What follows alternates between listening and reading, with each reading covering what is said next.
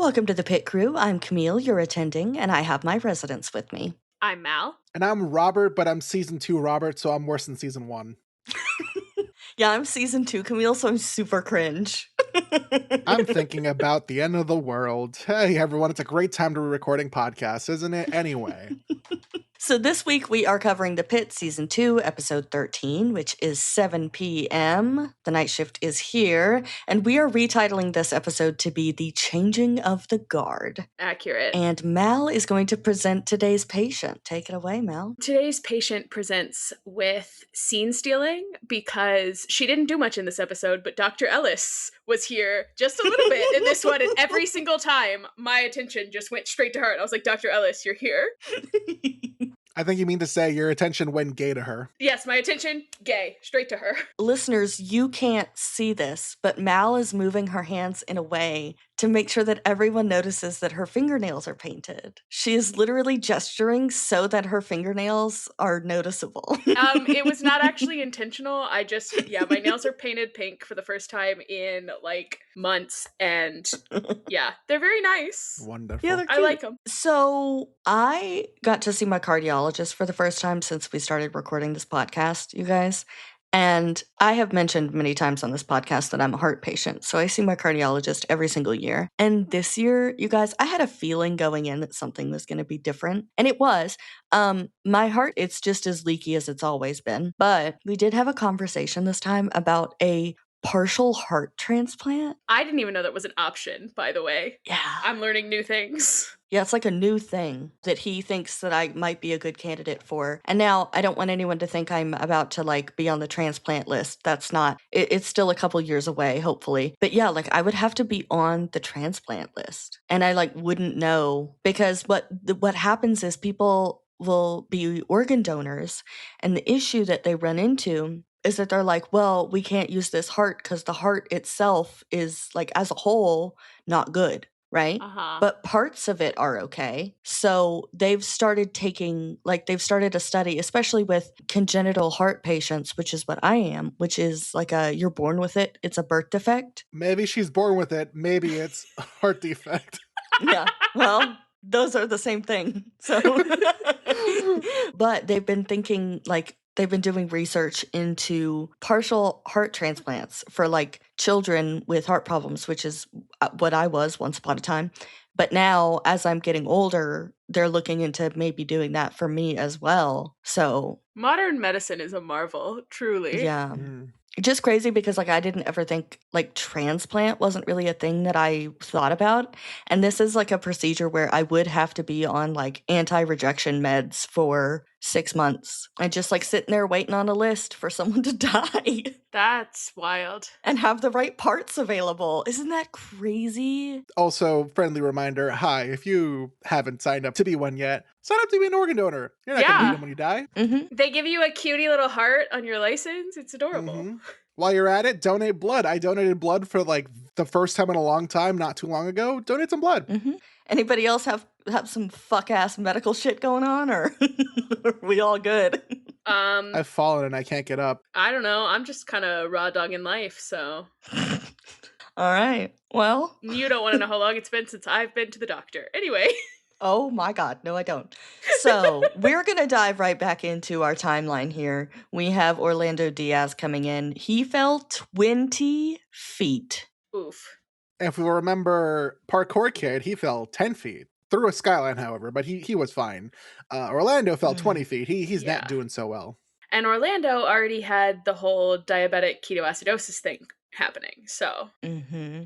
And so they don't know why he fell, but Ellis is assigned to it. And Mohan wants to stay, and Robbie is like, yeah, continuity of care. Like, she can stay. And he has a skull fracture. And Mohan? Oh, she's done. She's so done. Yeah, she is cracking. But I want to say it's not that she can't handle this. It's because Robbie has like absolutely destroyed her confidence and she's had a bad day. But like Robbie has both of his senior residents. He's just destroyed them. Mm-hmm. he's ready to take himself down, and he's going to take everyone else with him. Like that's what's happening. But also, I did watch the first like 6 episodes of The Pitt last night just to feel something, like season 1, episode 1, 2, 3, 4, 5, 6. Oh, And wait, season 1 Pitt, you know, much like how season 1 Pit Crew was a lot better than season 2. Anyway. I disagree. I think season 2 is better than season 1. Just Yeah? based on what I was watching. Like, I love season 1. But I don't know. I was like, it feels like the start of season 1 has some of the same things that people were criticizing the start of season 2 for. Like, it's just kind of like, huh. And I feel like we got more interesting patients in the beginning of season 2. But that could also just be that I've seen season 1 so many times at this point. Yeah. Yeah. So anyway, Robbie was awful to Mohan in season 1 too. Yeah. I think that when I think about season 1, I think about how I feel like the patient, and I can't remember his name right now, but the Ho'oponopono patient, it just went on for too many episodes It for really me. did. Like it bored me. And I didn't want to say that in the moment because it's a very good story. It was done really well. But I was so goddamn bored with it by the end that I was like, thank God we can move on now, which is an awful thing to say. But hey, they're fictional, so. I almost wonder if part of the reason that I keep expecting patients to come back is because so many of the patients stuck around for like multiple episodes and like we went back to them because like Myrna and Earl. Because I'm thinking like Nick Bradley, you know, the fentanyl overdose was there for forever. And now I'm also forgetting the name of the Ho'oponopono guy. And I just watched this. But yeah, he was also there for a long time and like died very slowly. And it just feels like in season 2, that's not what we're doing. Like that would have been a 2-episode arc max, and then it would have been done. So like, I think we've gotten a lot more in season 2. I, for one, am kind of happy that season 2 is embodying more of the ideas of an emergency department, where it's like, thank you for coming here. We treated you. I hope to never see you again. Get the fuck out. I think that season 1 was very much like they were making the point of like boarding and how long that takes. And that was their like number one thing that they wanted you to really make sure you walked away knowing there's a boarding issue. I think season 2 has been a lot more health insurance focused. That's what they want you to walk away knowing, like making sure you know is that health insurance and Medicaid and all that is fucked. Healthcare is super expensive, and cuts to Medicare and Medicaid are affecting hospitals, killing and causing people them to close and killing people and making it so that people cannot access the medication they need. Yeah, for sure. Terrible times. In less terrible times, we catch up with people around like the nursing station, and Shen wants to know if there is a cake or card for Robbie, and he's told no, and he's like, damn, I really wanted some cake. And you know he's what? like, I need some cake. Same, honestly. Does he mean like like you know, what does he mean? No, I love. Is Shen an ass man? Is the question we need to ask. Sorry. Just this past week, my work had donuts. Or one of my coworkers brought in donuts because it was his birthday. I'm like, fuck yeah! I remember when this was like a thing in like elementary school. Fuck yeah, we're bringing donuts for our birthday. Hell yeah! Am I gonna do that for my birthday? No, I'm gonna be in England hopefully for my birthday. There have been some people who have said that they aren't on Instagram, so they can't follow the Pitt details, and they wanted me to like say some of those details on the podcast so that they could see that too. So I will say, here's a Pitt detail for you. There is no order label on Shen's cup because like Dunkin' wouldn't allow it, but it is scripted as being an iced latte. And on set, what is actually in the cup is an oat milk based protein drink. So there you go. Fun fact, that is what Shen is drinking. I was hanging out with a friend today and I shared that particular tidbit that it's an oat milk based protein drink with the friend I was hanging out with. And she said, respectfully, no. She said, I'm going to continue to think that it is Dunkin'. Yeah. So we have Dr. Cruz. I got confused about the name because they said Henderson and then Cruz, and then IMDb says Cyrus. So his name is Dr. Cruz Henderson, and Cruz is short for Cyrus. So he comes in, he's another night shift doctor. He and Santos are talking, and she's giving him the rundown about Jesse. And we also meet Nazali, who is introduced by Whitaker to the unit bitch, Monica. Yep. So she's an intern, same as Whitaker. They are both newly graduated. What now, Santos was last season.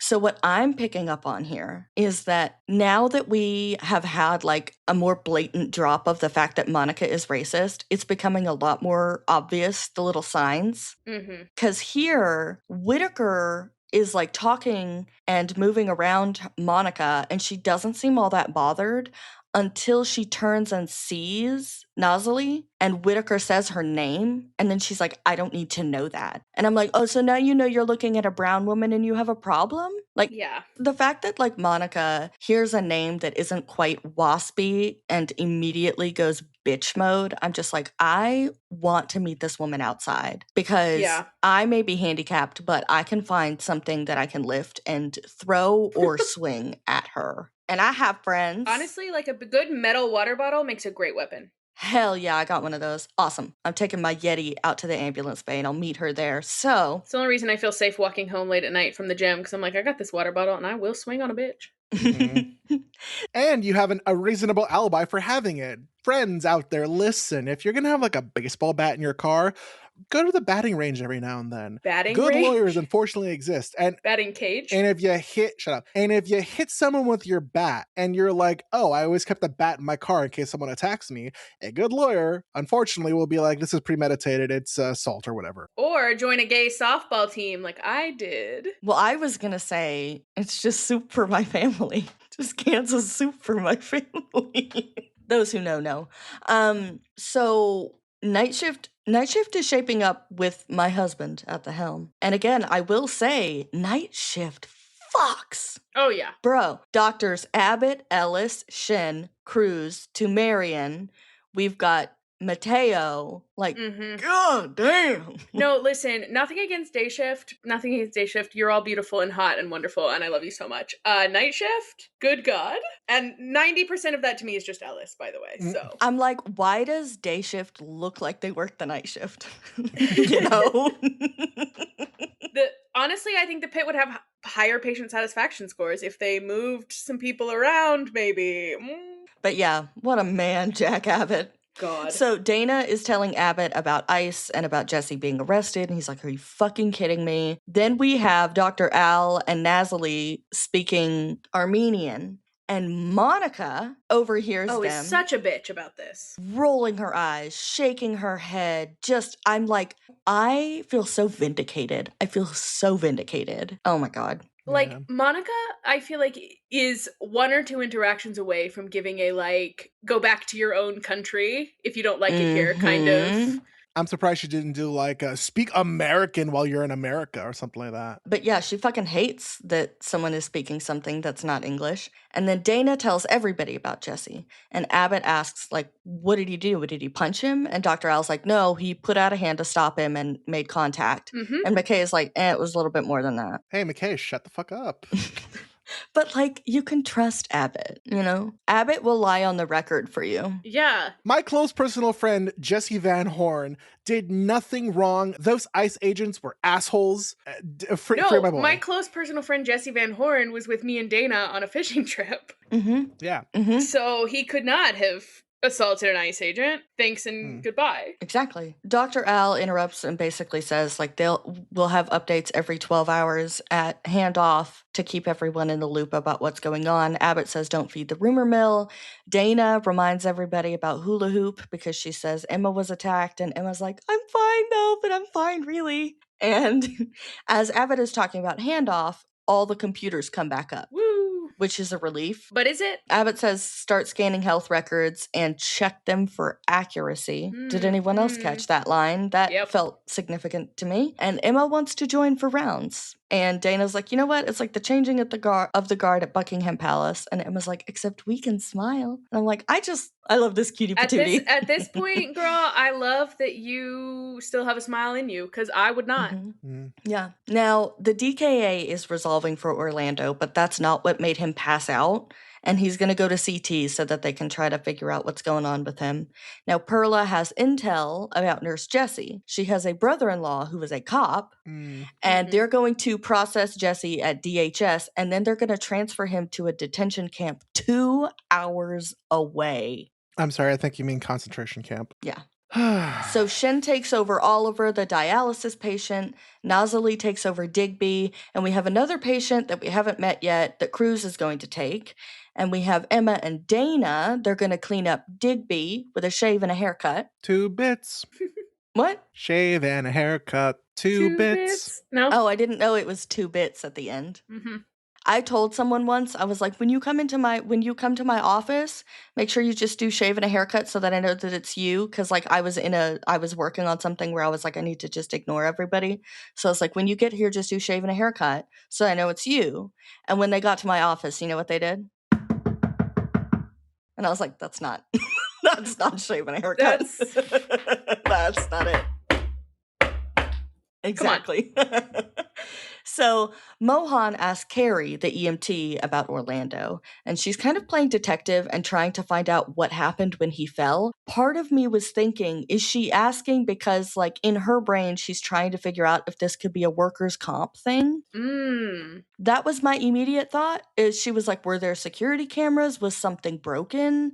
And then I'm thinking, I mean, maybe she's not, but that's my first thought. No, I think that makes sense. I didn't really... For the financial of it all. I really thought she was just trying to figure out what had happened for treatment purposes and to figure out, like, if it was the previous diabetic ketoacidosis, you know? It could be both, because I'd imagine this is like extra thinking that she's attuned to, because she is very good with working with, you know, patients who may have fallen, patients who may have a lot. There's a lot that goes into it. And I think that Mohan, out of all the people, would absolutely be like 4D chessing to be like, okay, Orlando's particular situation, could we probably get him some kind of workers' comp thing? So Nazali is also going to take over Baby Jane Doe. I kind of love how eager she is to take patients. She's like, yeah, I'll take it. And I'm like, you go, girl. Good for you.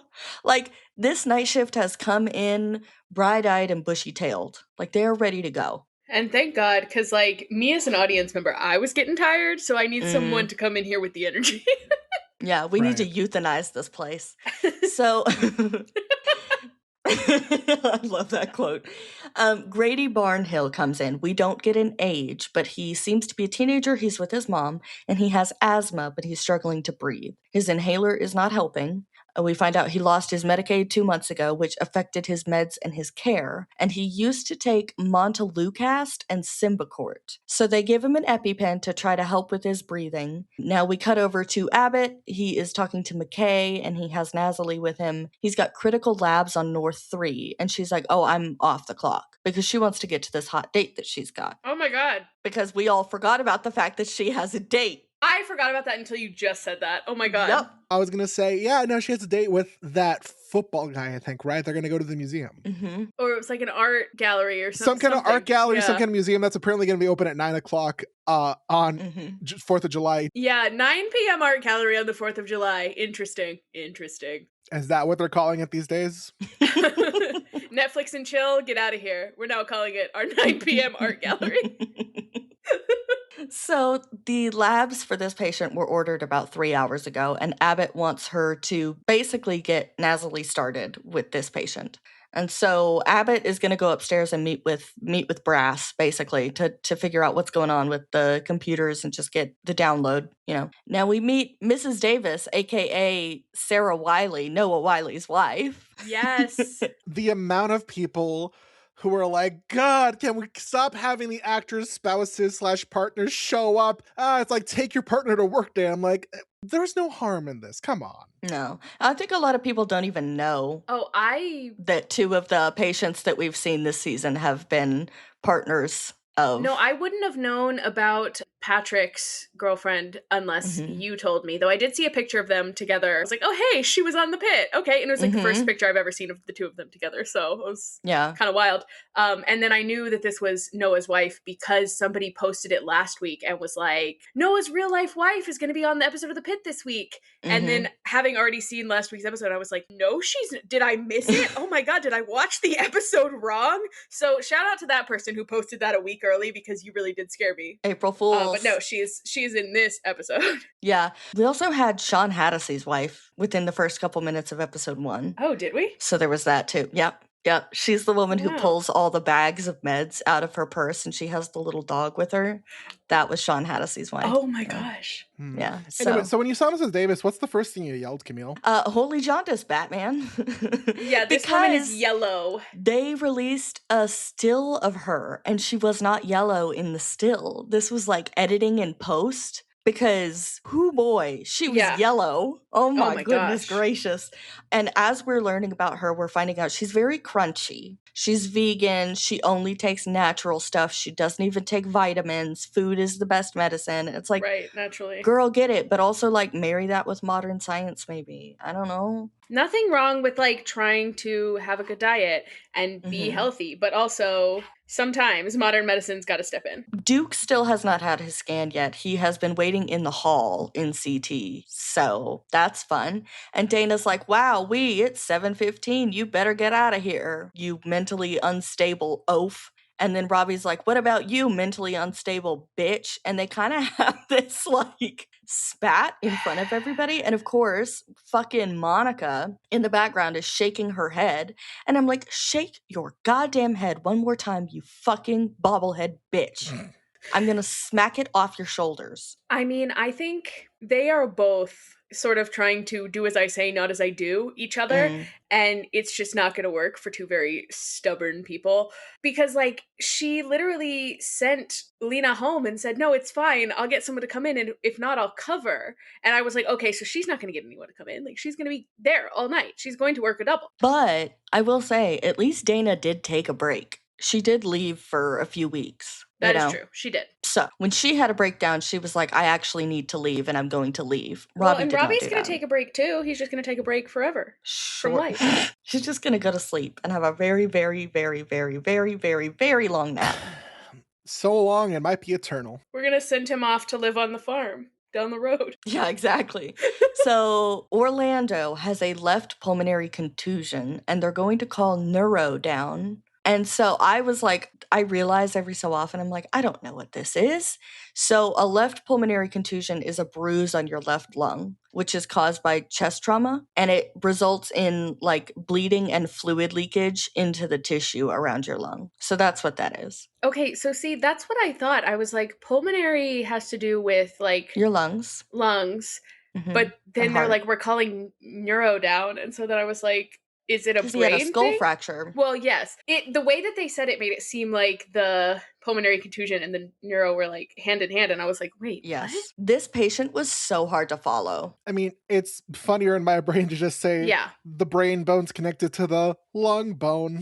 No, there are some times that I cannot follow what is happening with the patient, but this, like, I felt like I didn't know what was going on. I didn't know how serious anything was until way later in the episode. I felt like I was at the end of my shift, and I was like, I don't know what any of these words mean anymore. What are we talking about? Like, I was so confused. So, like, I don't know, was this one hard to follow, or is it just that I'm not a doctor, and I wasn't Googling things? You're not a doctor, and you weren't Googling things. Probably, yes. But I think that that's one of the strengths of the show, again, is that they don't explain everything to us.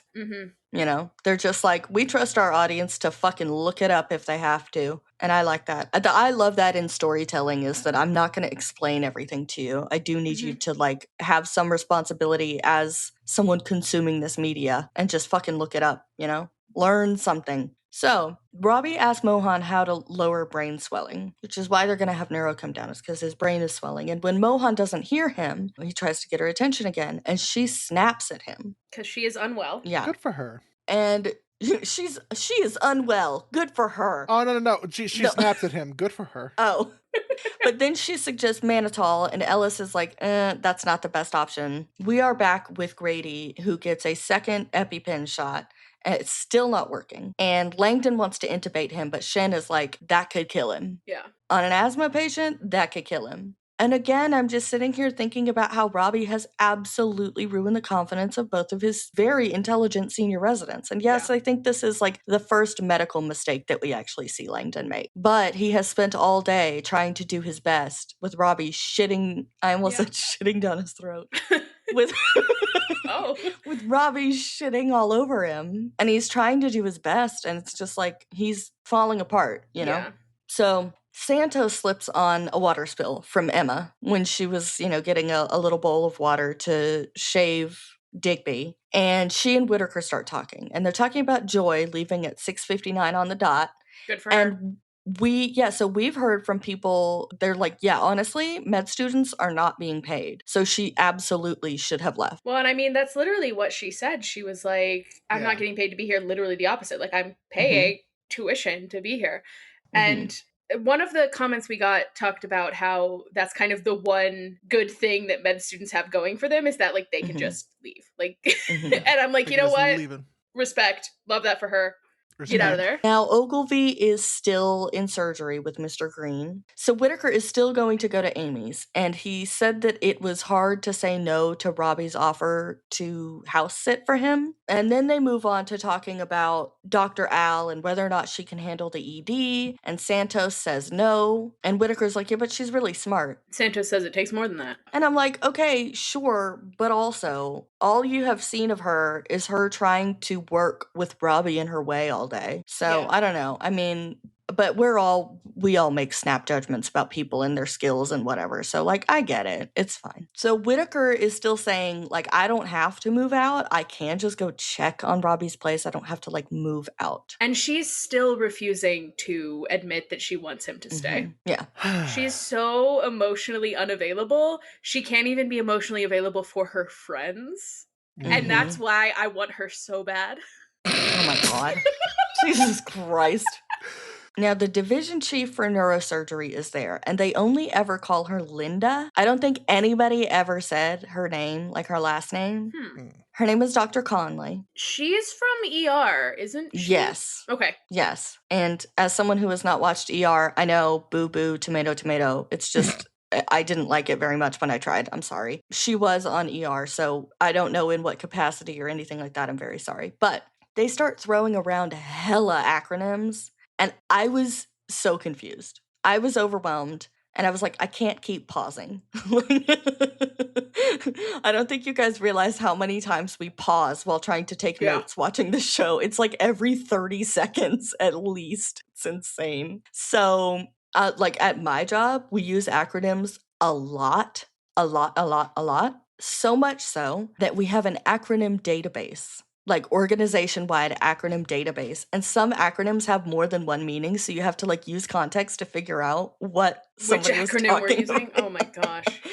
Yeah, it's insane. So Mohan doesn't want to assist. She is checked out, like this is just too much for her.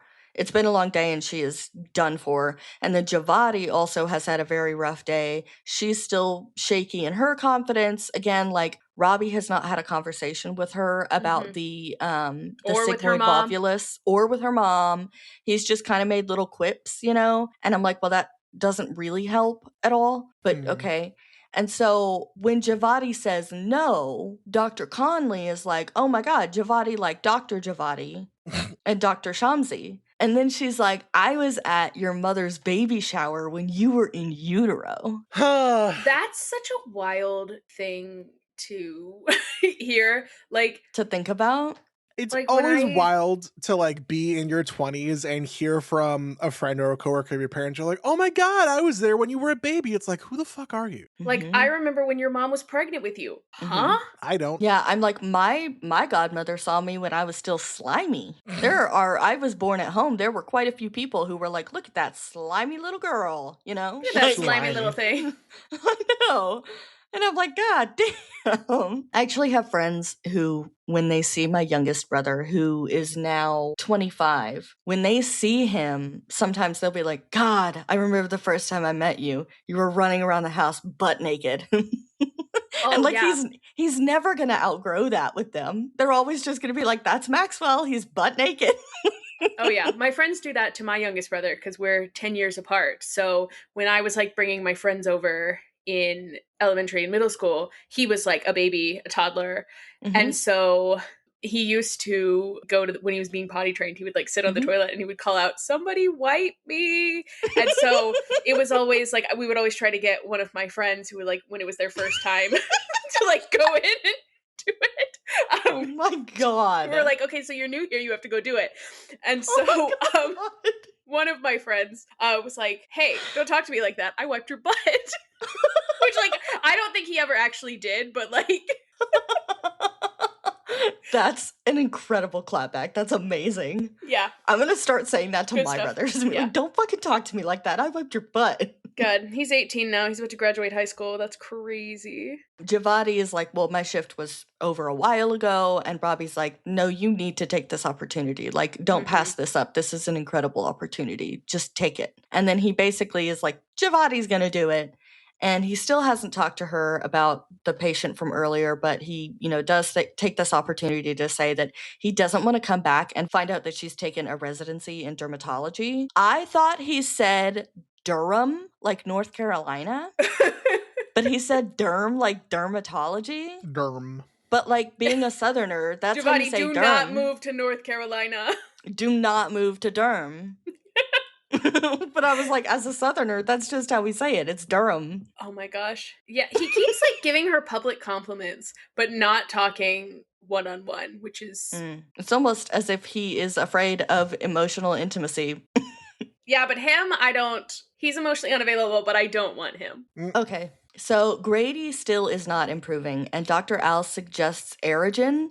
I looked it up. It's a high-performance aerosol medication delivery system, and from what I can tell, it's, no pun intended, it's like a nebulizer on steroids. Ha! Very I'm sorry, funny. that was like the best way I could think to say it, and then I was like, Camille, that's not even funny, but I swear to God, I'm not trying to make a joke. I think it's funny. Thank you. I think you're funny, my friend. Aww. Cringe. So Dr. Al is explaining everything, but then she checks out again and everyone is like, girl, you good? But Robbie witnesses it this time. And Robbie is like standing at a distance and he picks up on all of this. And then Dr. Al defers to Shen and leaves, which Robbie also clocks. I know that, trauma, bad. You're going to have moments where you're just like standing there like, while your trauma is like occurring in your brain. However, the thought did occur through my brain to have somebody put like the dial-up internet tone over this. So if someone could make that edit for me, that'd be funny. Thank you very much. My God. Robbie then asked Mohan how long she and Dr. Al work together as Javati is working. And then we have a hand drill. Yuck. Ew, yuck. I know the science behind these drills, and like it's very interesting engineering. Like it's marvels of modern medicine, as we were talking about earlier. But at the same time, it still freaks me the fuck out, the concept of like drilling into your skull. Yeah. I'm so sorry. I just got a text from a friend, and it's a link to a tweet by Twitter user Whitaker Omega Bottom Impreg. Ew. Sorry, that just like took me out, so now you all have to know that as well. Speaking of my trauma making my head go now the romance girly in me loves that Mateo is there to witness Javati being a badass. Oh yeah. And there's nothing romantic happening whatsoever. And people get so heated about shipping on this show. So and heated. I'm like, get over yourselves. It's just for fun. Take a deep breath. No one said you had to do it too. But the romance girly in me loves that he always gets to be there to see her be a badass. I love it. Listen, sometimes shipping isn't that you want characters to be together in canon. Sometimes you just want to take the Barbie dolls that someone else has created, take them into your own house, and make them kiss. And I feel like that's kind of what shipping in the pit is, you know? It's like, you've created these super cool Barbie dolls, and I love what you've done with them, but I'm going to take your Barbie dolls, and I'm going to borrow them for a minute, and I'm going to make them kiss each other. We're you, just and good night. shipitting. Exactly. We're shipitting. Did you guys know that getting your ears lowered is like a colloquialism for a haircut? No. I've literally never heard that in my goddamn life. Never. No. Because apparently, like, getting your hair cut, and I think this is what makes it, quote unquote, make sense, is like for men, you know, when they're like cutting or doing like a short haircut, you like shave or like trim around the ears. Yeah. And so there's more space between your hairline and so your it ears. Like and it makes it lowered. Exactly. Yeah, I mean, that makes sense. Do your ears hang low? Do they wobble to and from? But yeah, I'd never heard that before. So when Dana said that to Digby, I was like, It's time to what? Like, that who? sounds like kind of an intense medical procedure. Are you sure? She's like, we're gonna give you a makeover. We're gonna lower your ears. What is this? America's Next Top Model? Dana also suggests a pixie cut as a joke, and I'm like, Mhm. maybe you can make it work. Who's to say? I love a good pixie cut. Yeah, hell yeah. You do great. So we find out that Digby's daughter got married a few years ago, and that his whole family lives in Pittsburgh, and that his daughter lives in his old house. And there's kind of this moment of being like, wait a minute, they live in your old house and you're homeless? Like, where do you live? And he's like, wherever I want to. And here's the thing. Without more context, I cannot blame this man's family because there is so much that could be happening there. He could be abusive. He could be awful when he's high, whatever. You are not liable. You don't have to take care of people who hurt you. No. Right. But it does seem interesting that, like, if he was invited to the wedding and danced with his daughter at the wedding, it feels like they have a pretty decent relationship. Because I would think, I don't know. I mean, maybe not. Again, this is just speculation and we don't have full context. I'm just kind of like, if you have a bad relationship with your family, I could see you not inviting them to your wedding. Yeah, but it's been a few years since the wedding. That is true. Something could have happened in the time since then. Mm-hmm. I don't know. I would like to know more. We are back with Javati, and she's kind of killing it. Not the patient, the procedure. I love this for her. She's doing a great job. I was really proud of her for not making like disgusted faces at the blood or anything. Like, I noticed that she wasn't like, you know, which she normally is. So I was very proud of her. And then Ellis is asking Mohan questions, and Mohan is still just like not there. Totally checked out. Yeah. Listen, I have been there when it is time for me to leave work, but I'm unfortunately still there. And like, I get to the point where I'm just like, what? Huh? Go home, Samira. Go home, Samira. Yeah. We got a comment that said, go home, Frank is better than bye, Felicia. Yes.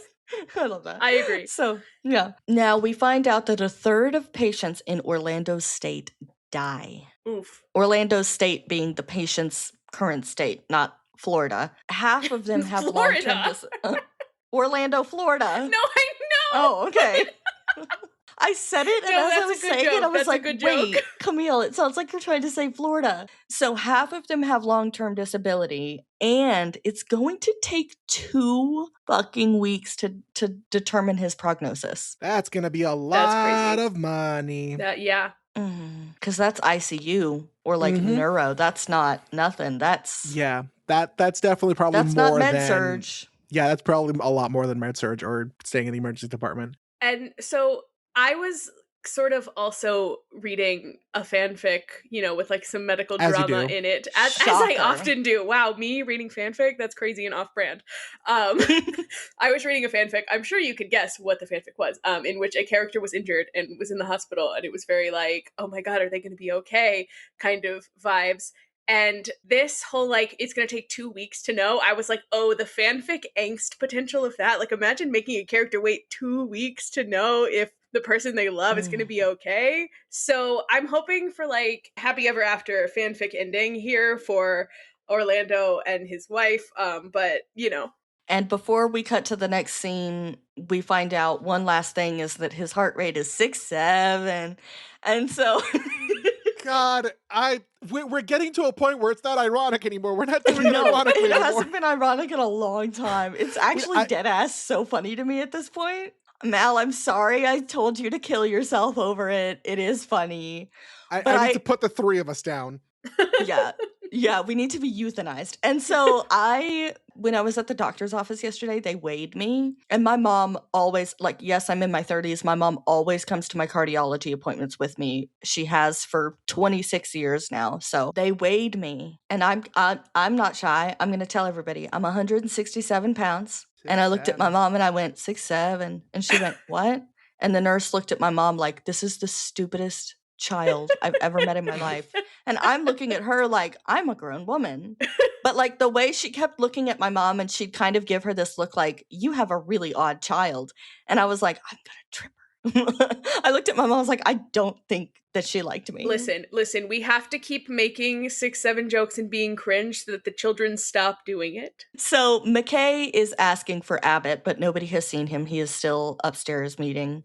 And she presents the jaundice patient to Whitaker and Santos, which I loved because they may be a lot less experienced than her, but she still knows that they're very intelligent. And they rattle off a list of potential diagnoses and what is it, the differential, right? Potential differential.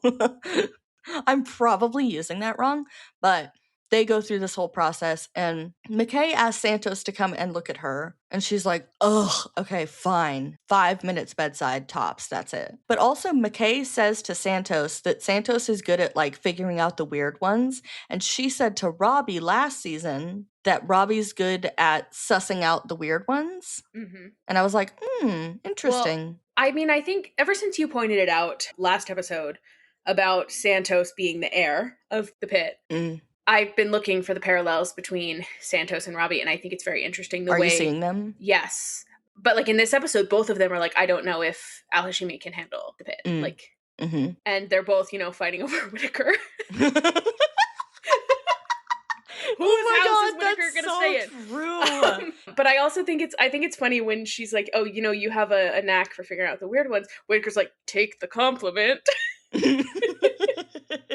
There's all those memes I've seen of people pretending to walk up to the counter of a restaurant that's about to close or something like that, or they ask a silly question, and so it's two people behind the counter, and you ask the question, and one person's about to make some witty retort, and the other person quickly slaps a piece of paper with a smiley face over them so they don't reply. That's sort of the same thing that's happening.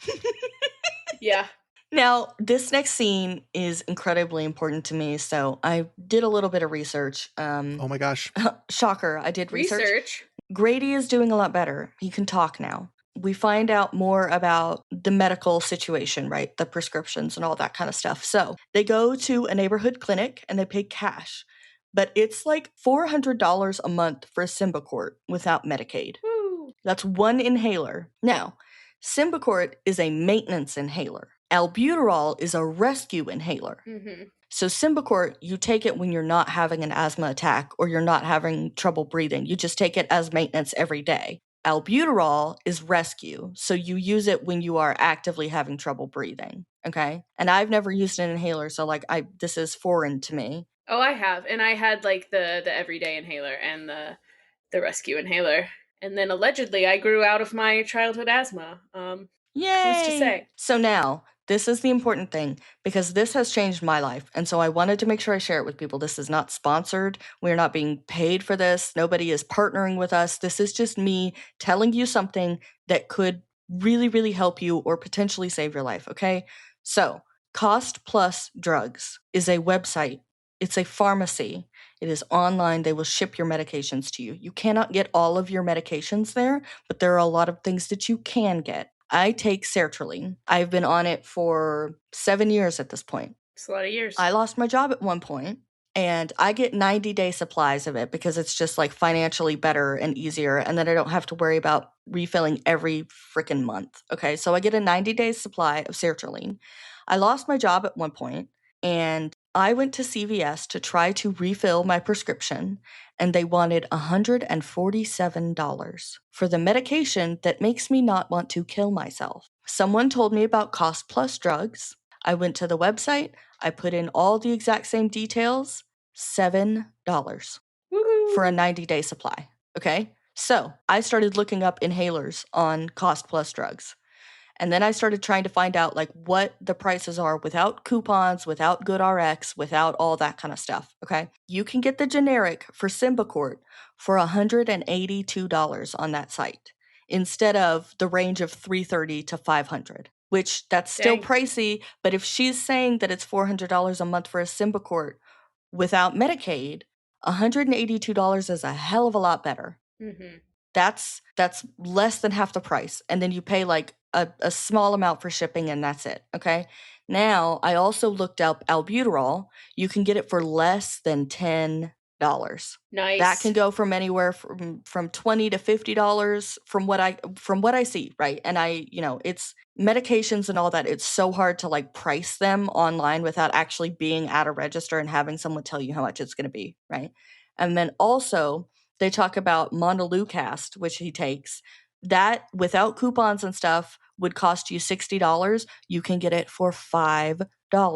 at Cost Plus Drugs. These are medications that can save your life. Please check this website for your medications. There are plenty of medications that you cannot get there, but there are life-saving medications that you can get there, and you should check and see. It is very easy. You do have to do a little bit of paperwork because part of the way they cut down on those costs is that they don't have people who do all that paperwork. So you fill out a little bit of paperwork, you get your doctor to fill out a little bit of paperwork, and then it's done, and that's it. And then you can ask them to renew it and whatever, and they can push those requests through. It's so easy, and it is so much cheaper.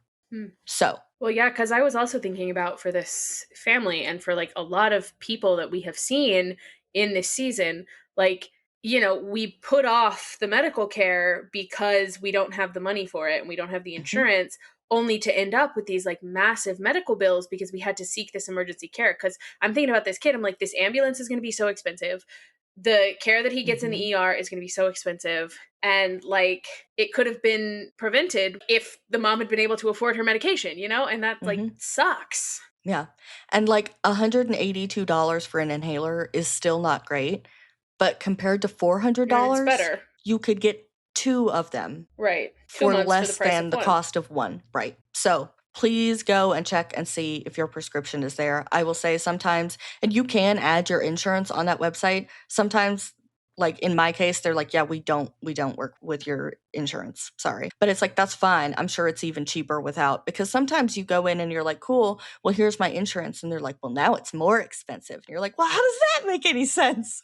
So if you're sick and tired of shopping for coupons and stuff like that, check it out. Cost Plus Drugs. It is Mark Cuban invested in it, so it's got his face all over it. I will try to remember to link it in the description, and if I forget, please let me know so that I can do that and share that link with people. I really want people.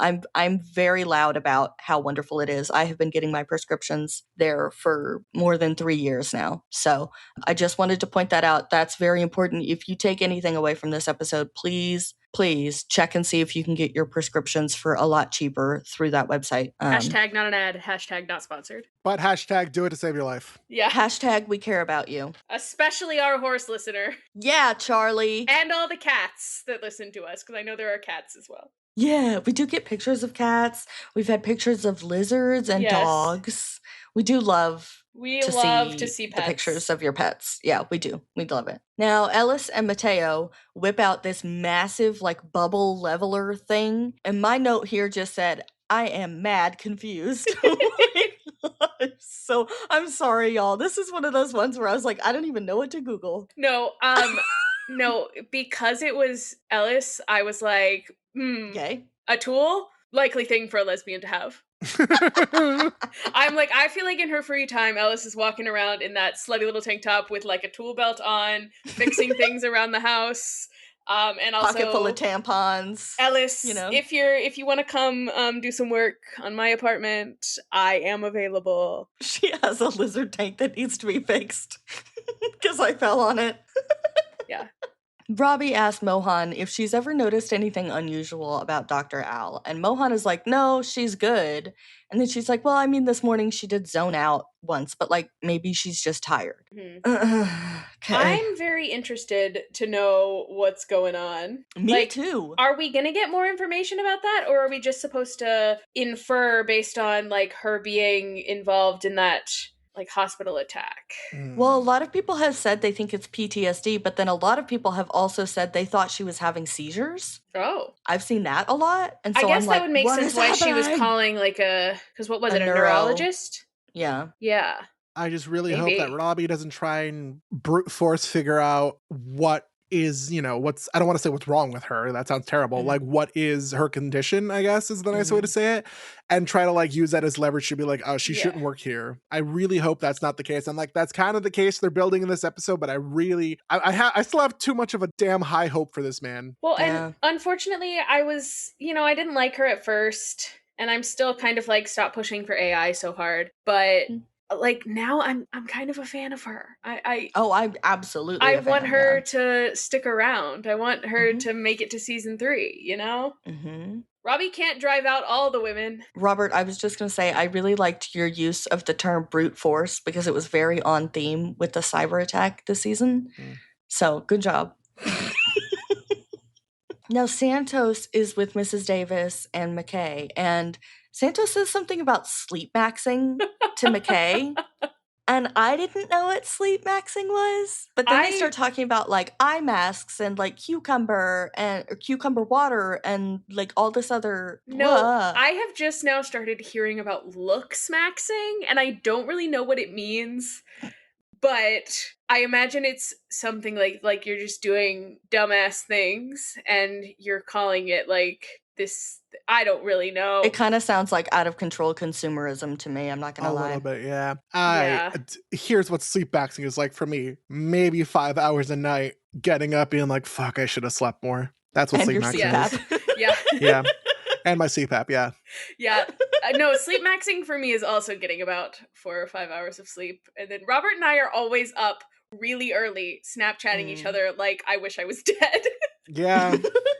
And then the weekend comes and I'm like, oh, is that enough time to sleep? And then I don't sleep anyways. Yeah. Oh my God. No, when I'm laying in bed, looking at the clock, calculating, okay, if I read fan fiction for 2 hours, how much sleep does that mean I'm going to get? And then I end up reading fan fiction for like 4 hours and, See, so the thing is, I'm very active on Threads.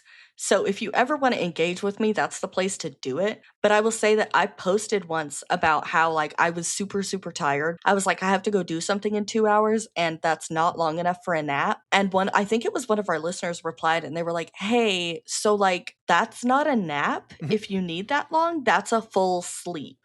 And they were like, you should probably have a sleep study done. I'm learning so much about myself because other people are telling me things about myself. So yeah, we're all just gonna start saying really, really concerning things, and you guys are gonna diagnose us. Pop quiz at the end of the season. We're just gonna start presenting patients, and you have to tell us the diagnosis. Yes, patient presents with, and it's just the things that are wrong with me. Patient presents with, and the answer is they're choking on blood. Patient presents with, can you guys check out this rash real quick and tell me if it looks normal? Patient presents with, nothing wrong with me, I'm immortal. Oh, God. So we're talking about sleep maxing, and Mrs. Davis goes on this whole like spiel about it and like wellness and all this other like all these sleep hacks and whatever. I guess my sleep maxing is cricket sounds on full volume, white noise machine on full volume, fan at full speed blowing directly at me, ceiling fan on, lights off, cat. Yeah, sleep maxing. So there you go. What Santos has done this before. The like putting on the like kind of ditzy voice and being like, "Oh my God." But I couldn't think of when it was. Because she's done this with another patient. Quick, everyone, flash back through the past 26 episodes of the PITT. Like, that's so ravening. Yeah, because I'm like, I feel like I've seen Issa Briones do this before, but I don't. See, Camille, you and I went two different directions. You're going, that's so Raven. I'm like BBC Sherlock mind palacing my way through the past 27 episodes. But you're right. She does have a talent for this of like getting, not emotionally, but intellectually on someone else's level. Yeah. And opening the door and then letting them run through it. And she's like, aha. You know? I got you. It's very disarming though to be met, I think, with somebody that you're like, oh my God, this person gets me. Like, I'm going to tell them all the things. Like when someone goes, oh, I love your heated rivalry shirt. And I'm like, bitch. And to be like, yeah, so let me talk to you about Shane Hollander for 7 hours. Let me give you my phone number. What I say is, do you have AirDrop on? And if they go yes, I put my phone against their phone and do the contact thing. Actually? Consensually, yes, consensually. Oh, consensually. My God. That's why you know so many people, Camille, because you I do actually. And you know what? The thing is, you can't like sort by like last added contacts. So when I go to like a heated rivalry watch party and I've been drinking and I start getting people's phone numbers, the next day, I'm like, I don't know who I met. I'm just going to look at these phone numbers someday and be like, who are these people? I don't remember. Back on track. Mrs. Davis follows some like naturopaths and functional healers, and she doesn't take vitamins. She just eats food. It's the best medicine. And she is taking hella turmeric. Like, hella turmeric. I mean, yeah, that'll turn you yellow. How much did we do the math? I'm for some reason remembering 500 milligrams, which doesn't make any fucking sense. 5 times a day. 500, that's 2.5 grams of fucking turmeric a day. Turmeric and I have beef right now because I have clear rubber bands on my braces. Oh. And it turned them yellow. Yeah. And then I had to walk around with yellow does bands. And then I found out when I went to the orthodontist, they were like, you could have told us and we could have had you come in and swapped out your bands in like 10 minutes. And I was like, shit. So Dang, anyway. well, good to know. But turmeric is an anti-inflammatory. It is really good, like to take it for, like if you have back pain, stuff like that. If you just add that to your natural supplements, it really does help with like inflammation and pain. But there is no clinical evidence to say that it prevents Alzheimer's, which is one of the big things. She's like, you can detox. And I'm like, I swear to God, if I hear one more person say the word detox, I'm going to punch him in the face. Your body detoxes itself as much as it needs to. And if it's not, that's a separate issue. And there is a doctor that can help you with that. And what drives me nuts is the way that we have taken wellness influencing into eating disorder territory. Like that's what it actually is.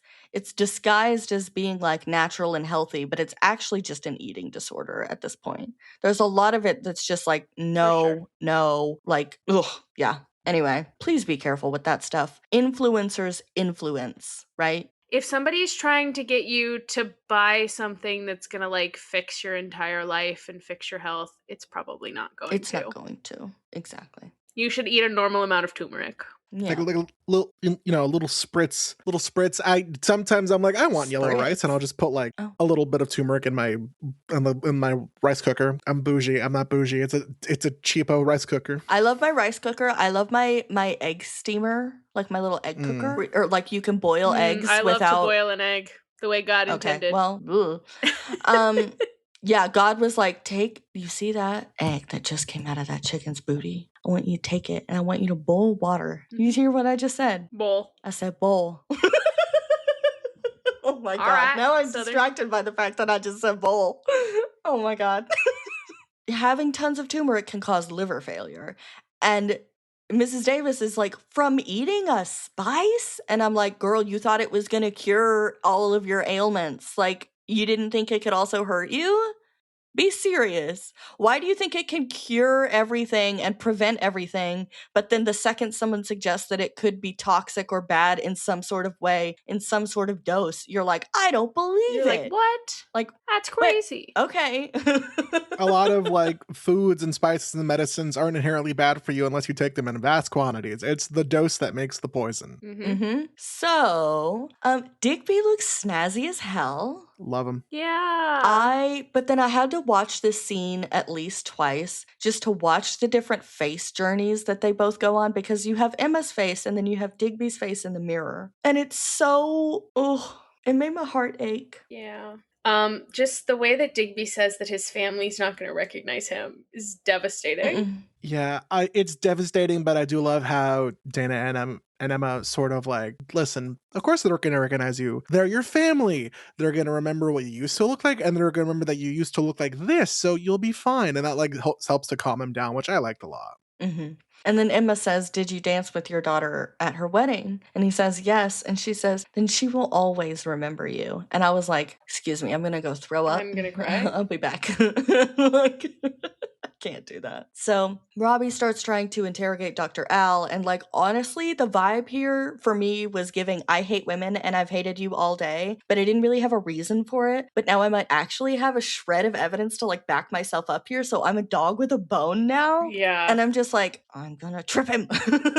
Like, again, where's Myrna? I feel like Myrna would have tripped him by now. I miss Myrna. Yeah. Bring her back. Yeah. So Robbie calls up to CT again and finds out that Duke is finally getting his scan done. And Perla asks if they should take up a collection for Jesse for bail, and Monica rolls her eyes. Bitch, bitch, bitch, bitch, bitch, bitch, bitch! Yeah. Bitch. We find out Jesse's probably not going to see a judge till Monday, and that's assuming that ICE is actually going to, like, put him in front of a judge in a timely manner, to be honest. No, like, if we're being real. Like, I mean, I know this is stuff that is happening, but it just, like, it feels so dystopian. Like, Mm-hmm. And then there's just sort of also this feeling of like helplessness. It's like, what can I do to fix this? Mhm. Like, I can do nothing. If like the systems that are in place are mistreating people in this way, like, why do we even have rules if we're not going to follow them and they're not there to benefit people? Yeah. And then you end up in like kind of a panic about the state of everything. So like, shout out to the pit. Yay! Yep, that's the panic I was in yesterday that almost prevented me from recording. What a fucking day, huh? So Yeah. Grady is worse. Mel pokes her head out to say that Grady is worse. And Abbott asks if they needed attending. And she's like, no, we have Shen. And Abbott's like, what the fuck? Which I thought was funny. Now, Langdon wants to intubate, but Cruz says it's a pneumo because he is using the ultrasound and he's like, wait a minute, something's up with the lungs. And Cruz is our ultrasound guy, as we will find out Yeah, later. he is. I love him. And he says this in the very beginning too. He prefers not to do labs and stuff. He just wants like ultrasounds. He likes to treat him with ultrasounds and stuff. And I'm like, okay, I like the rudimentary, like do what you can with as little as you need and then kind of go from there, you know? So we find out that his lung is collapsed. And so when your lungs can't properly exhale, they overinflate and then they can collapse. And so what he does is he cuts a little incision by his ribs and he pushes his finger in and okay, so I was like, did he poke him in the lung? Like what? So I Googled it. If you allow the air to escape that's in the chest, that's trapped in the chest, then the lung can inflate again. So that's what happened. No, they did this in season 1 with the patient that Santos fucked up with, the guy that she put on BiPAP and caused the lung to collapse. And then Langdon like made a little hole in his chest to just kind of like let air out. Mr. Stone. Yes. Stone. Yes. Stone. Yes. Yeah. Mm-hmm. No, Mr. Stone is his father. I just watched that episode, which is why I remember that. But yeah, it's wild that the treatment is literally just like make a little hole and let the air out. Like that's crazy. Yeah. Oh my God. Sometimes a lot of medicine just seems to be, it seems silly, but it works. Trust me. It's so funny to me because I'm just thinking about like medieval, like we're fighting, we're punching, we're kicking, and I've just like, there's chest trauma and you're like wheezing and gasping for breath and now I've stabbed you and what do you mean I just saved your life? What? How about thee? So Mel catches that Langdon does not look well after this. Like he is very much like, oh my God, like hands over the face, stressed the fuck out. The day shift needs to go home. They need to go home. They need to get out of here and they need to let sexy night shift take over. But then if they go home, Robbie's gonna ride off and kill himself. We need someone to stop him. The amount of people who want Robbie to actually kill himself because they deem him to be a bad person really hurt for personal reasons for a bunch of people where they're like, oh, my sibling was also going through a very terrible mental situation, and they were being incredibly rude to everyone to try and get them to not like them anymore before committing suicide. And I'm like, you know what? Fair enough. I need to try to stop making these jokes. Well, I thankfully I have like tapped out of the fandom to the point where I don't see that. But I do get a lot of dumb shit in my comments that I'm just like, you've got to be fucking kidding me. It's kind of exhausting at this point. So Duke has come back and he's fine with waiting now because Nurse Vivi wants to learn how to ride a motorcycle. And Duke is like going to help her learn how to ride a motorcycle on Saturday and then also maybe get dinner. And I'm like, yuck, yuck, yuck. She's at work, Duke. She's at work. It's terrible. Do not flirt with much younger women at work. No. But to the opposite of that, Orlando's wife, Lori, is here. She brought him dinner. She came back under the assumption that he was there the entire time, that he never left. And then she had to unfortunately get told, like, no, he left to go to his other job. Out loud upon realizing that she did not know that he left and did not know that he has now come back in worse. Yeah. Like, just gut-wrenching. And the crazy thing is, if she had just come in an hour beforehand, they could have been like, he's gone, and she could have called him and been like, where the fuck are you? Yeah. You know? And things could have been different, but it's one of those things of like, did you spill coffee on yourself and you were late to work and it saved you from some, you know, timing. People tell those stories about like 9/11, you know? Yeah. The burnt toast and all that kind of stuff.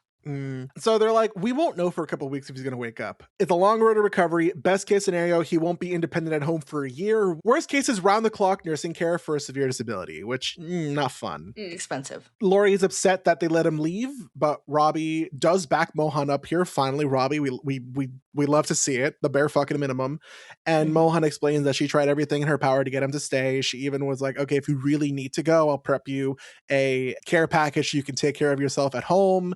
And he still just left. And like, this is not on Mohan. Like, this is not on Mohan. He's at a grown all. Man. Yeah. And Lori initially is like, you guys did nothing to stop him. And there is a sense of like, she wants to blame. But then the second she hears this, like how it went, she like softens. So I want to think maybe that's just like, oh, that's my Rolando, stubborn to the end, you know, kind of thing. Yeah, I think, in a situation like that, you want to blame someone, but then you're looking at the person who is to blame, who is like in such bad condition that you're like, well, I can't blame him for this. So like I have to blame someone. Right. So Mel finds Langdon in the break room and he explains that he's really not sure that he's ready to be back. And she says, of course you are. And Langdon's like, yeah, but I almost killed that kid. And he's upset because he missed a pneumo. And Mel finally like actually opens up to someone about her deposition. Yeah. This is the first time she tells anybody about it. She says that one of the questions made her feel like a really bad doctor, but they don't always get everything right the first time. And then she says that Langdon would have caught it eventually and that he would have saved Grady. And she also says that Robbie is going away for 3 months and she doesn't want Langdon to leave too. Yeah.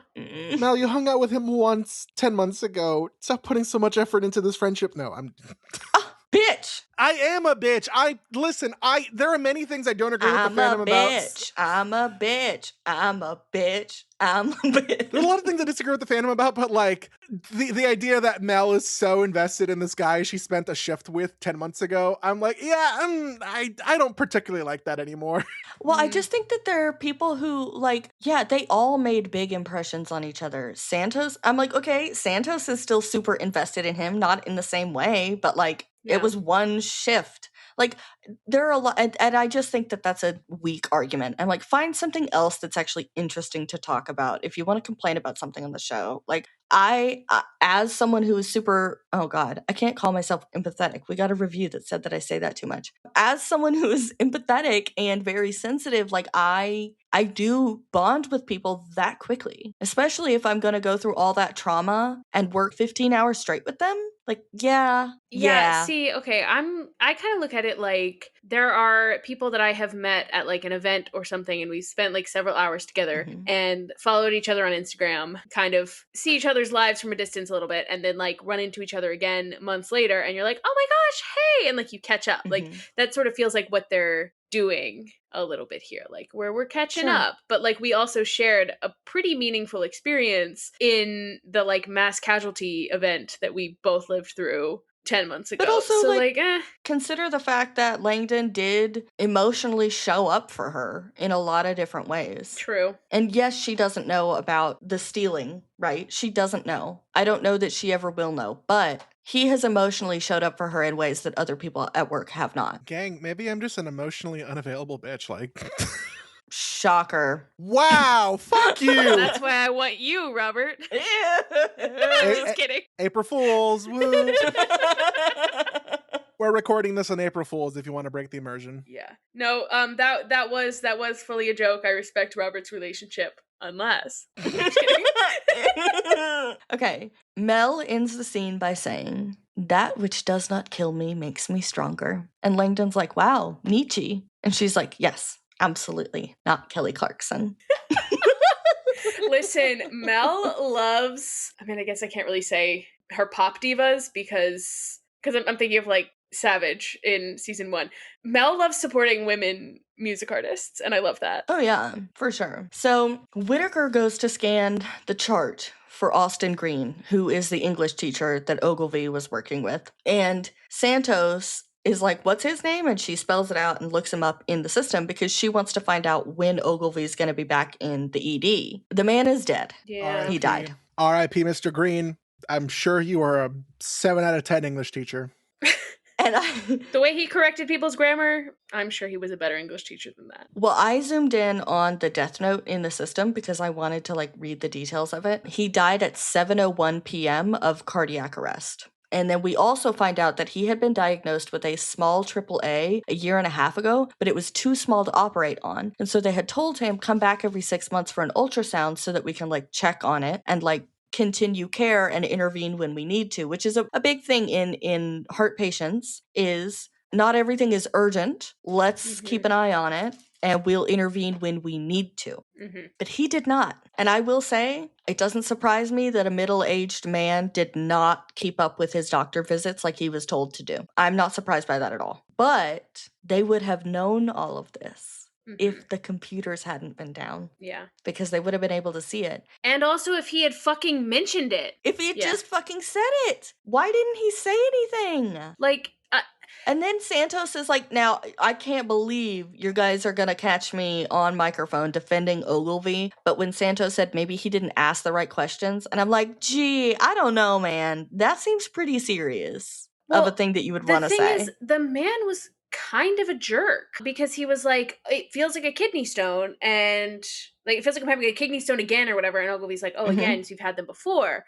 And then he was like, well, yeah, again does imply. And I'm like, like you kind of turned us off asking about the rest of your medical history. And we like to be turned on here because you just like came in and you were a jerk. So I think like perhaps Ogilvy didn't finish getting this man's medical history because he was so abrasive about it. Yeah. And it sucks that he died in this way. Like, we're making jokes about him being like, oh, an English teacher that... It sucks that he died this way. Like, a lot of unfortunate circumstances led to this man's untimely death. But it's like, it wasn't one person's fault. And I don't even think we can say it's like 80% Samira or whatever Robbie was saying. Because I don't think it was. No. Now, Nasli wants Whitaker's help with someone who has jewelry magnets stuck in her nose. And she says she tried to use a plastic curette. I looked it up. It's like a little scraping tool. So basically she was trying to scrape the magnets out of her nose. Eesh. Which if you put your fingernail against like you're trying to scrape something out of your nose, you're going to get caught on the septum, you know? Like the little, I don't know. I don't know noses. You've got a nose piercing. You talk about it. I don't know. I have many nose piercings. And this is exactly the kind of shit I would have done when I was younger before I actually had the real nose piercings. Yeah, I've got a septum piercing and a nostril piercing. Oh, duh. Yeah, the septum just lives inside my nose a lot of the time because I don't wear it at work. So there was pain and bleeding when she tried to scrape it out, so she stopped. And there's nobody else to help. There's not any other doctor to go to. They're all busy. I love that this shows us that, like, Whitaker is respected amongst his peers. Because we did get him getting made fun of by Joy. But now, like, we are finding out that, like, his peers, the people who were in the same program as him and all that kind of stuff, they're like, oh, Whitaker could help. He's smart. He could do it, you know? And so McKay comes by and she asks Santos about how she figured out Mrs. Davis and the turmeric. And Santos says that she just thinks, what's the stupidest thing this person could have done? And then just assumes that they did it. Fair. As someone who works with computers, fair. I feel like that's just the vibe of working in an emergency department. You're just trying to get through your shift and be like, okay, you know, standard illness. Oh, someone has a long tube stuck up their ass. Well, there goes my weekend. That's one of the things I'm surprised we haven't encountered, by the way. The most common, I think, like, emergency department stereotypical walk-in, somebody stuck something up their butt and got stuck. Like, I'm surprised we haven't gotten that yet. Now watch, it's going to happen before the end of the season. Next episode. Now, okay, so Santos calls the CDC a medical toxic waste site. God. Real. Fair. But I was just thinking, like, speaking of people with unnatural skin colors, have you guys looked at covid.gov recently? Oh my God. Yeah, listener, look it up. covid.gov. Oh my God. Oh my God, why is his picture on here? Ew. You guys, it's so bad. It's so Ew, when a bad. pop-up came up, welcome to the golden age. God, I hate it here. Can this man be any more full of himself? I hate it here. I fucking hate it here. Oh my God. Yeah, medical It's literally toxic just like waste conspiracy. It's conspiracy theory Oh my junk. God, and this is a government website. It's a government website now. God, this is terrible. Because you used to go to covid.gov to order like free COVID test kits once a year. And so life is a people were fucking like, I'm going to nightmare. go order my test kits because it's like, you know, flu season, whatever. And no, now it's this. I hate it here. Isn't that crazy? No, the thing that really struck me about this scene is that it really feels like McKay does not know what to do with Santos. Mm. And I feel like, McKay is so lovely and has been kind of wonderful with all the medical students who are kind of, underneath her, and like she's been such a great mentor. And then it just feels like she and Santos do not really click. Like feels like she does not know what to do with this level of like confidence and nonsense that she's getting from Yes, it's a very interesting mixture of a lot of things. Not necessarily confidence, but like just like the strong personality that Santos has in this moment. You said confidence. I thought you said competence. Oh, which no. I was agreeing with, but I was like, well, I don't think that's the reason they have an issue. No. It's the overly confident and very like willing to shit talk speaking poorly other people. about patients. Because McKay is not one to speak poorly about anyone, really. I also saw it a little bit as Gen Z versus millennial, because McKay's millennial, right? McKay is 40 something, 41, I think, canonically. Yep. So Emma is leaving, and Monica's like, you could stay to help. And Emma's like, no, Dana told me to like leave and get some rest before tomorrow's shift. Like she is just at her first day and she was attacked. And Twice. Monica rolls her fucking eyes again. And I'm like, if Emma was white, I guarantee she would be like, poor baby, you should go home. You should get some rest. Fucking hate this woman, you guys. I'm so tired of her. Like, I'm so tired of being angry at her just because every goddamn time we see her, she's rolling her eyes or doing her little bobblehead bullshit. She's just awful. She sucks so bad. I wish we weren't right. I mean, I guess I can't take credit for it. I wish Camille wasn't right about her being an asshole. Like I really wanted to give her the benefit of the doubt. I wish that Camille wasn't loud and right.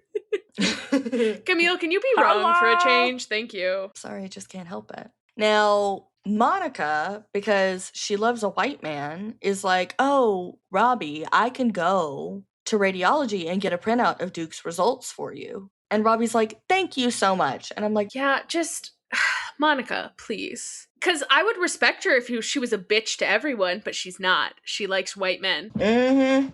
Robbie, speaking of talking poorly about patients and the pot calling the kettle, like Robbie is gossiping about Orlando and he's talking about how he thinks this could have been intentional and that it could have been suicidal because of his medical debt that he told Mohan about, and Dana has to cut him off because he's not paying any fucking attention. And Mrs. Diaz walks out and he's not minding his volume or tone. And so Dana has to be like, Mrs. Diaz, to stop him. Yeah. Because he's way out of line talking about how this guy might be suicidal. But I will say, we did hear from, oh my goodness, I think it was soon to be Dr. Sam, if I'm remembering correctly. We had an email and it was about DKA, and they were saying that they had a patient who did repeatedly come in for DKA and eventually ended up dying, and it was a self-harm thing. Like they were diabetic, but they were severely depressed, and so their version of self-harm was not treating their diabetes, and they did end up dying, and it was very sad. And so I will say that's valid, but you don't stand around and yap about that for everyone to hear, you know? Yeah, no, speaking about it very loudly, like, again, day shift needs to go home. Go home, day shift. Exactly. Dana gives Robbie the business about it, basically, and she's like, you were about to start yapping. And he's like, but I didn't. And I'm like, but you did, though. You were. God. So this girl with the magnets stuck in her nose, they've been there for a couple hours, and Whitaker explains that if they don't get them out, it can cut off the blood flow to the septum, and then her nose can collapse. Yikes spikes. Like, oh, don't do that to me. I don't want that, please. So Whitaker is like, he's got, okay, nice nose. Yeah, you're welcome. This is why we can't be a video podcast, because Mal's like, look up my nostrils. Yep. You can see the magnets that I put on my septum. Whitaker uses like tongs almost, or like tweezers, metal tweezers kind of, but he uses the other side, like the the pinched side, not the actual like prongs, to just like stick the magnets to it and pull them out of her nose. But I'm surprised that it didn't like pinch like hard as hell coming out. Like I thought it was going to pinch her, but yeah, I'm glad it worked out. I don't know. I'm like, it's interesting to me that you were able to get something that the magnets were more attracted to than each other. Oh, what are you, narcissist? So, Monica comes back with Duke's results, and it's not cancer, but we don't really know what it is yet. But we know it's not good. It's not good. Robbie wants to talk to a surgeon, and so he asks Monica to like call one of them down there, like stat. And I'm like, Jesus, dude. So then Whitaker wants to talk to Robbie, but Robbie's like, no, it's not a good time. And then Emma comes back in to say that Ogilvy is in the ambulance bay and that he's covered in blood and he's basically catatonic. And it's unfortunately not because he was hit by a car. Aww. We don't want Ogilvy to die. We're making jokes. We have made jokes about Ogilvy dying all season long. Don't stop me now, brother. So I have to, because we'll talk about it in a second, but they got me.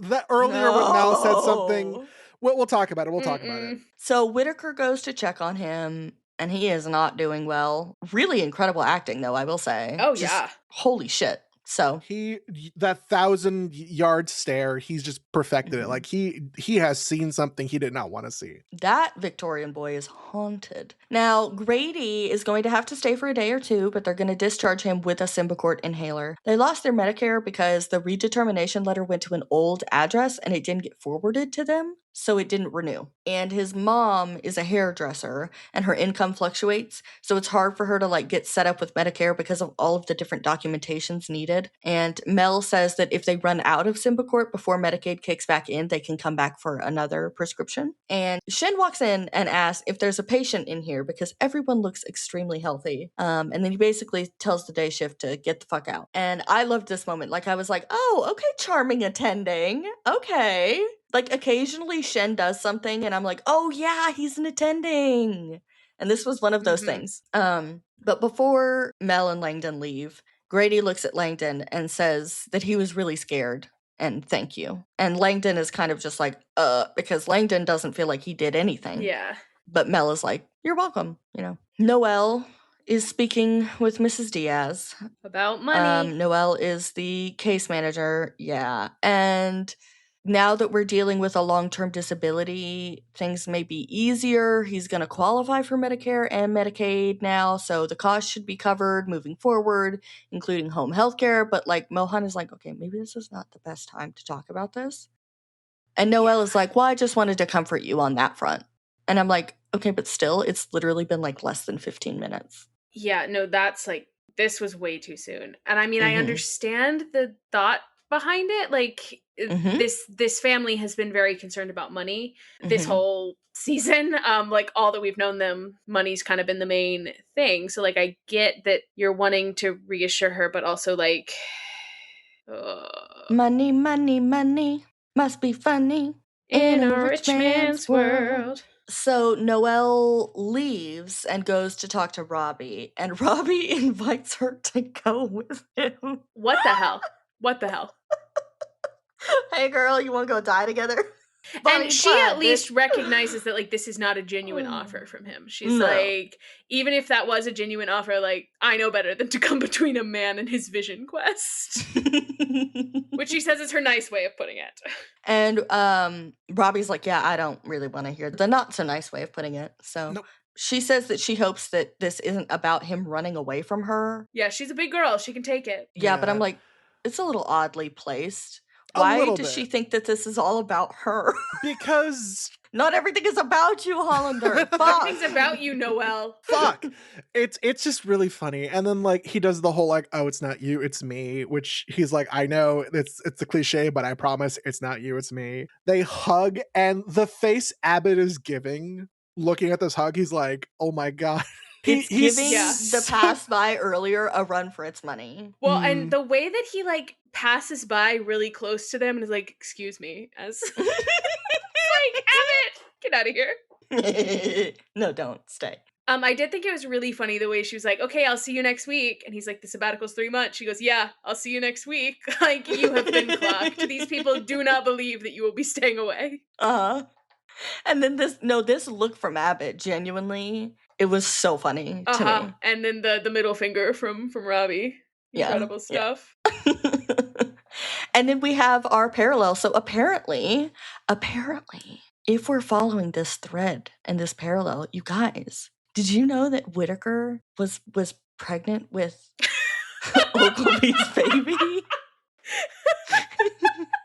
Or is it vice versa? I don't know. Because the ambulance heart to heart, for sure.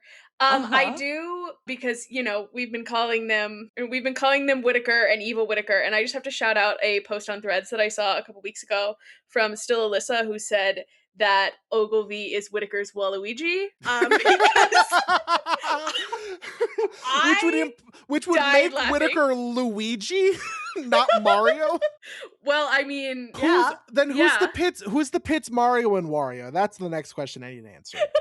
It's Dana and fucking Monica. Oh, yes. Yes.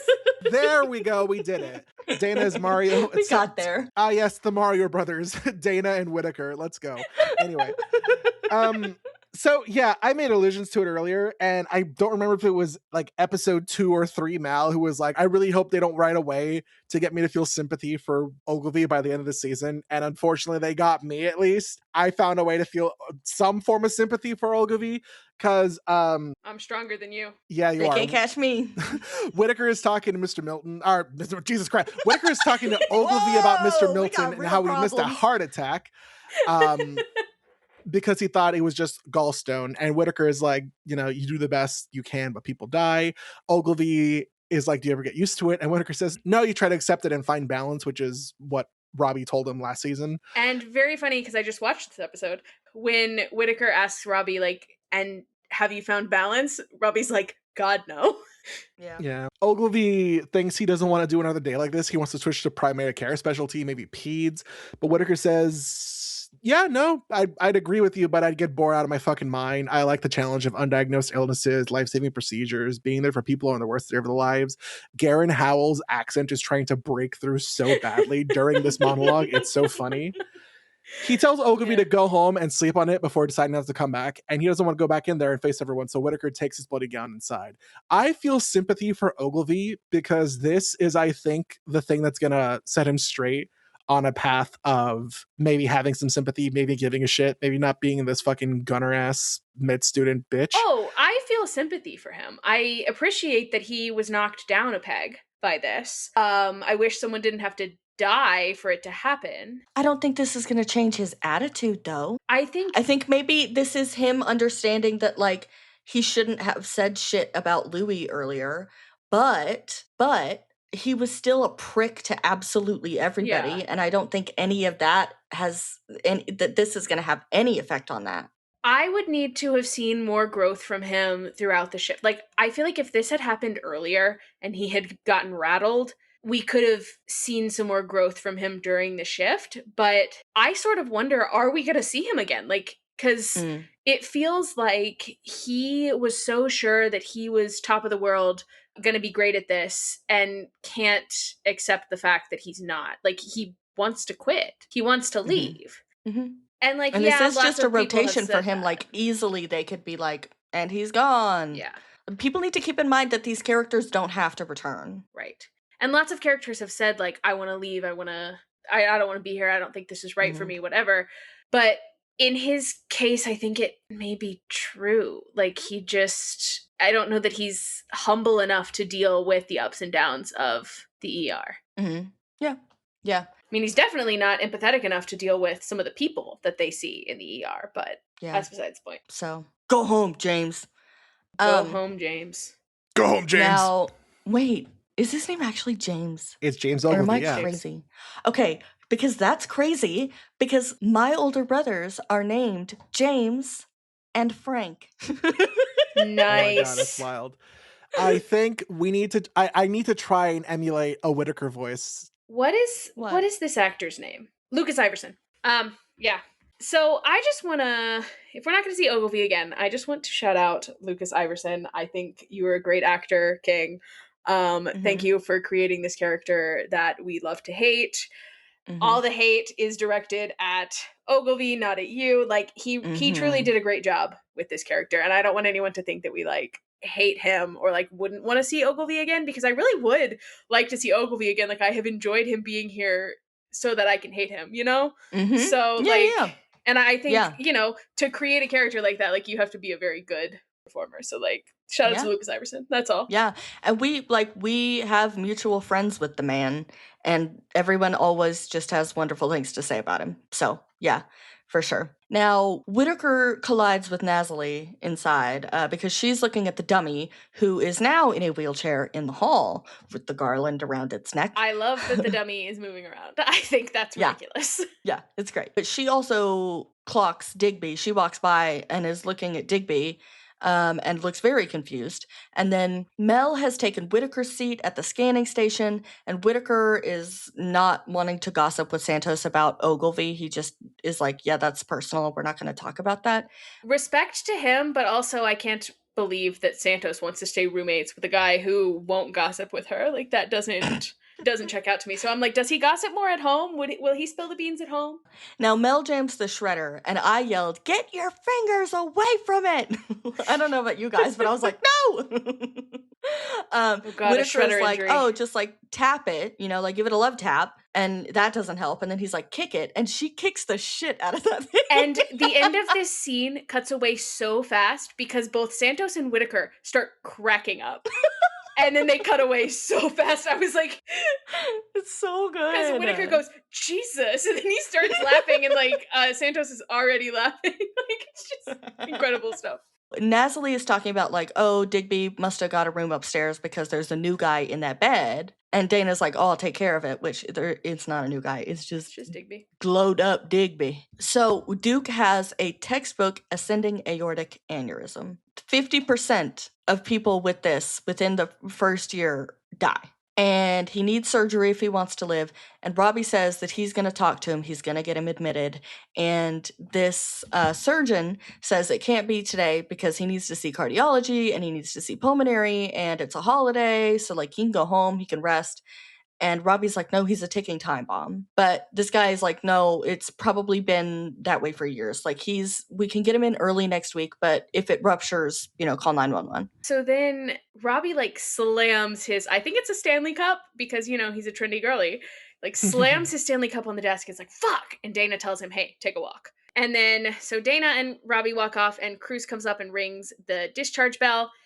And Pearl is kind of looking over his work and is like, neither of these patients got the x-rays that they needed. Like, why are you trying to discharge them? And he's like, yeah, I diagnosed them both with x-rays and now they're good to go. Like he diagnosed a meniscus tear and also a fracture in a finger. Excellent work. A finger frack. A finger frack. Mohan is very intrigued, and Cruz says he's done electives at Harvard and Highland, and he is also going to be applying for the ultrasound fellowship, and says it's kind of a long shot because he's only got one publication, and it's a series of case reports diagnosing shoulder dislocations with ultrasounds. Like, this is, like, I am fascinated by this man. Like, why is your special interest ultrasounds? Like, it's very interesting. You just really love ultrasounds. So, like, of course, if I was hiring for an ultrasound fellowship, this is the guy I would pick, you know? Like, this is the guy that loves ultrasounds. So, Mohan, like, understands this and takes her ultrasound application and shreds it. And she shreds it. And Monica gets mad at her for putting 2 charts in the shredder. And I'm like, is this another example of racism? Or is it probably is.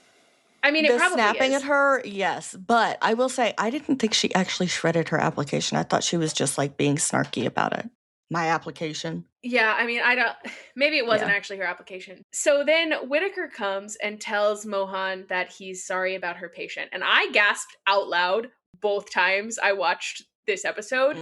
Because I was like, oh, she doesn't know. I almost forgot that Mr. Green was her patient. Yes. And also that Robbie said that she takes like 80% of the blame for this.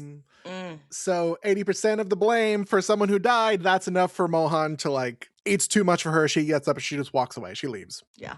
Yeah. I don't think we see her again for the rest of the episode. Do we think she left the hospital, or do we think she just like went to I don't know if she's taking a breather in the ambulance bay or what, but like she has I am holding out for a conversation with her and Abbott before the end of the season.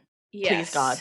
I need someone who is in a better mental place than Robbie to talk to her. Yeah. But I will say, before we get to this final scene, I do want to loop back just a little bit. The surgeon who comes down to talk about Duke with Robbie is played by Jeffrey Owens. Now, he's very well known for being on The Cosby Show. And about 10 years ago, there was a post that was made that went viral because somebody was shopping at Trader Joe's and he was there working. And it kind of went viral because people were like, oh my God, like he's fallen so far. He's working at Trader Joe's now. But it really sparked a lot of conversation about like how actors pay their bills and like people who aren't super mega famous, you know? And like all of that craziness. And so like for a lot of people, seeing him on screen was like, because they have announced that this guy is joining the cast. So we've already seen the reaction is like, oh my God, look, it's him. And people are really excited to like see him on screen again. And so I just thought that was very cool. I also just thought that The Pitt is a great show to make that big return kind of a thing, you know? Yeah. And I loved that. But now we're going to move on to the final scene of the episode. And what a scene it is. At the end of the scene, I literally went, no, not now, when the screen went black. No, I literally out loud went, of fucking course, God, and I like slammed my laptop shut because I was like, God, of course that's the end. But Dana and Robbie take a walk. And she's upset about him publicly shaming Mohan and McKay and for how loudly he's been talking about Orlando and how he's possibly committing suicide. And she's like, but like, you need to get suicidal out. recognizes suicidal is all I'm saying. So like, that's why Robbie clocked that, but. Yeah. Yeah. Not that there's anything to clock, but maybe he's just projecting. Yeah, right. So she's like, you need to get out of here. And one of my favorite things she says to him is that when either of her kids were acting like this, she gave him a timeout in their room. I'm like, get him. You're acting like a child. Put Robbie in the timeout corner right now. Get him a little stool, get him a little cap, and put him in the corner. Lock him in peds immediately. Yeah. And he says, you're not my mother. And she says, you need one. And he says, no, I had one. She left and I don't need another one. What? Lore drop. Jang Sumi Soda. Jesus. Yeah. And Dana immediately is like, I didn't know. And he's like, yeah, no one does. Like, he's never said anything about this. Brother. So this is a very serious moment, but can I make a silly joke that I made when we found out about Ogilvy's daddy issues way back when, a few episodes ago, which is, if the show is going to make Robbie such a shitty person all season and then expect me to feel sympathy because he has mommy issues, the show has another thing coming. Yeah. A white man blaming a woman for his problems. Shocker. Whoa. Yeah, no, this is crazy. And I can't believe that like nobody knew this. Like he hasn't told anyone this. And I guess the writers know this? Yeah. That would imply that he's not close enough to anyone to have ever told him. Like, even for as much as he talks to and has this rapport with Dana, with McKay, with Abbott, with Shen, with all these people who he has he at least has decent, depending on the person, depending on the race, depending on the gender, rapport with them and professionalism with them. He doesn't have enough. Too many asterisks, my friend. He doesn't have enough rapport to tell them like, yeah, my mom left us. Yeah, and I mean, I think Can I get 5 of her said? My mom left me. Thank you. I think you can like read into this as like a Robbie doesn't tell anyone anything, and so like people maybe don't know how much he's struggling because he hasn't told them anything about him. It's just like, dang, Robbie, you've worked with Dana for how long? Yeah. Ugh. So Robbie is convinced that Duke needs to hear about this aortic aneurysm. It's a AAA, isn't it? Yeah, AAA. Yeah, he needs to hear about this AAA from him. And he's also worried that Dr. Al can't run the ER and that, Langdon's going to relapse. And what about, is Whitaker going to be able to take care of my shit? Like, is Javati going to give up on the ED? If Samira's going to flame out because of her mom? And I'm like, okay, it's time to clock out, though. I thought there were some interesting things about this monologue and the concerns that he raised. Number one, it's very interesting that he calls everyone by their last names except for Samira, who he calls Samira. Mm-hmm. And then he has no concerns about Santos. Ooh. I mean, he also, he doesn't have concerns about, McKay. Mel. Yeah. So, but I noticed the lack of Santos. Which is if you'd asked him last season, he'd have been like, what the fuck, Yeah, it's very, especially because we've spent a long time worried about the dynamic between Santos and Langdon. And Robbie has multiple times this season mentioned to Santos that she needs to see the trauma counselor. Yep. Right. And so for But him he's not to worried about her at all? To not vocalize that, like, he's worried about Santos was interesting, I thought. Yeah. He's also worried about Dana and being like, are you going to be doing this for said thing again? He's worried about the people he cares about. That's what he says. I'm worried about the people I care about. So I'm like, I guess the implication there is that you don't care about Santos. You don't care about Mel. You don't care about McKay. Well, I'm just thinking, one, I think that he's lying when he's like, oh, I'm worried about the people I care about. I'm like, liar. I think he's trying to like make himself look good or trying to like sugarcoat it and be like, well, the reason I don't trust that they can keep their shit together is because I like them. And I'm like, bullshit. But I was like thinking VV Versed Vigilante. Yes, Versed Vigilante. But Dana says that they're going to manage until he comes back. And Robbie says, what if I don't come back? And then he just walks the fuck away. He just leaves. And then we're left with Dana just standing there kind of shocked, watching him walk away. Yeah, and then it cuts to black, and I'm like, okay, so now, because that's been the thing where like, oh, they're gonna call a mandatory psych hold on him, whatever, right? They can't do that unless they have definitive proof that he has some kind of plan. That's your proof right there. Get his ass in room B2. Get his ass. Well, and I think, you know, if these people had time to talk to each other, like, I think Dana needs to talk to Whittaker, because Whittaker has also gotten a concerning comment, which is, if I don't come back, this will make a swing in Bachelor Pad. So I feel like between the two of them, they need to talk, and they need to be like, hey, Robbie has implied that he's not coming back to both of us. Get his ass in B2. Yeah, please get that man on the cycle. Is it B2 or H2? I forget. I don't know. BH, behavioral health. Get him in that behavioral health room. Get his ass. Put him in BH2. Get him in there. It's open. It's just like, I literally, the screen went black and I went, not now. Yeah, no, I was pissed. Go home, PITT credits. Go home, PITT credits. Any patient passport moments? The Whittaker and Ogilvy scene for me, of course. God help naturally. me. They made me feel sympathy for that white boy. Mal, your prediction came true, just not for you. It's no, the Apollo dodgeball meme. I really did like that scene, and I do have sympathy for Ogilvy. Like, that's a very hard thing, but it's not enough for me to be like, oh, I like Ogilvy, actually, you know? I don't like Ogilvy. I feel sympathy for him. Then I think we may be in the same boat, Robert. That was your prediction on like the second or third episode of the season, that they're gonna give Ogilvy a plot that'll make you feel sorry for him. I think you might have said that, and it'll make you like him. That's not where we're at right now. Yeah. I need to see him in season 3 being a little less shitty to like. Yeah, him. I need him to experience some personal growth and become self-actualized. My favorite might be the sleep maxing, because I just think it's very funny that Santos just was like, oh yeah, I've gotten really into sleep maxing. It's funny to me. I think mine might be Javati, like rocking that neuro shit, you know? Yeah. Like, love to not see that I want win. her to go into surgery because I don't want her mom to be like, ha ha, but she rocked that shit. So yeah. Any other final thoughts? We've got 2 episodes left, guys.